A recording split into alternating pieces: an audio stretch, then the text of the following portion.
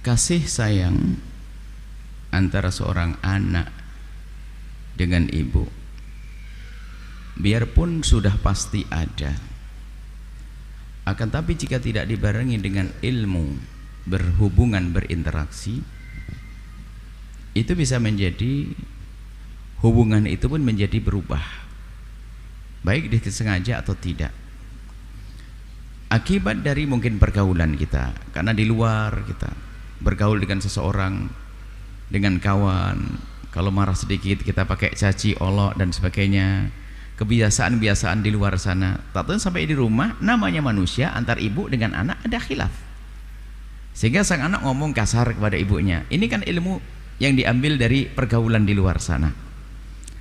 Makanya namanya akhlak itu pembiasaan di dalam diri dengan kebiasaan yang baik, sehingga akan dirasakan oleh orang lain sebagai sebuah kebaikan. Sebab selagi belum dirasakan oleh orang lain, cerita akhlak bukan berakhlak. Anda dikatakan berakhlak kalau sudah dirasakan oleh orang di kiri kanan Anda baik.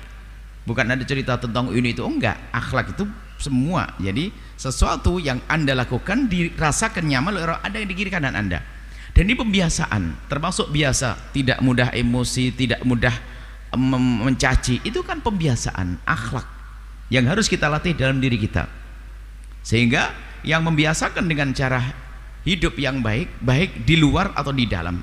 Tentunya dimulai dari dalam, sehingga di akhir-akhir kita bicarakan tentang jika sebuah rumah tangga ini di dalamnya adalah orang tua yang tidak bisa memberikan contoh yang baik.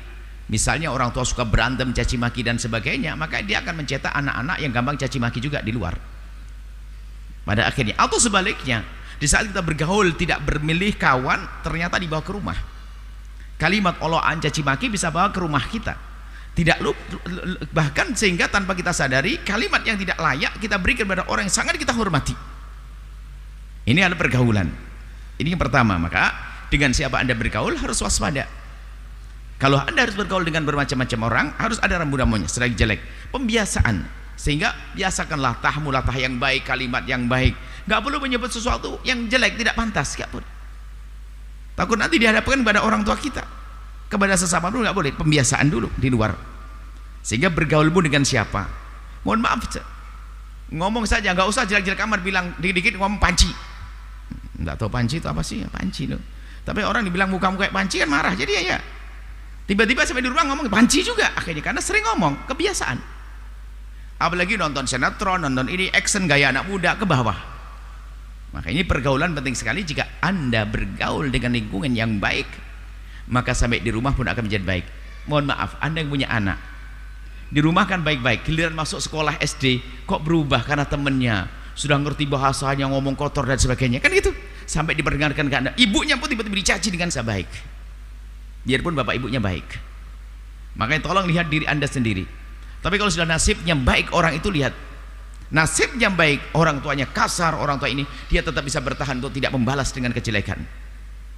Ini adalah nasib-nasiban. Seperti orang nasib hidung mancung, mata sipit, mata jelas, mata ini hitam putih, ini itu. Agar tapi kebahagiaan semuanya adalah nanti di akhirat. Cuman kalau sudah nasib akhlak, sebab manusia ada tiga loh dengan orang tuanya. Ada orang tuanya baik, anaknya baik, ada. Ada orang tuanya tidak baik, anaknya masih baik, dahsyat dia.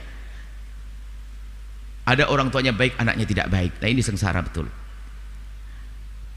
Ada yang keempat ini, anak orang tuanya tidak baik, maka anaknya tidak baik. Nah Anda ini bagian yang mana? Yang selamat yang pertama, orang tua baik, Anda baik. Orang tua tidak baik, Anda baik. Selebihnya adalah sengsara. Jangan menyalahkan, memang ibu saya tidak baik kok. Biarpun ibu tidak baik, bukan berarti kamu menjadi tidak baik dong. Sehingga ini juga untuk merenung, jangan sampai kita termasuk dicap, distempel sebagai makhluk-makhluk yang bakal sengsara. Karena apa? Kita sering emosi dengan ibu, sering emosi dengan ayah, sering emosi dengan orang tua. Ini bahaya sekali. Sekarang harus tengok, bisa saja kita ngomong di luar bisa lembut, tapi sama ayahnya kita menjadi kasar. Dengan ibunya kita mentang-mentang, karena ibunya selama ini sayang sekali. Ibunya tidak pernah marah, ibunya hanya memberi, sehingga kadang ini menjadikan seorang anak mentang-mentang. Ini adalah kelemahan juga. Baik.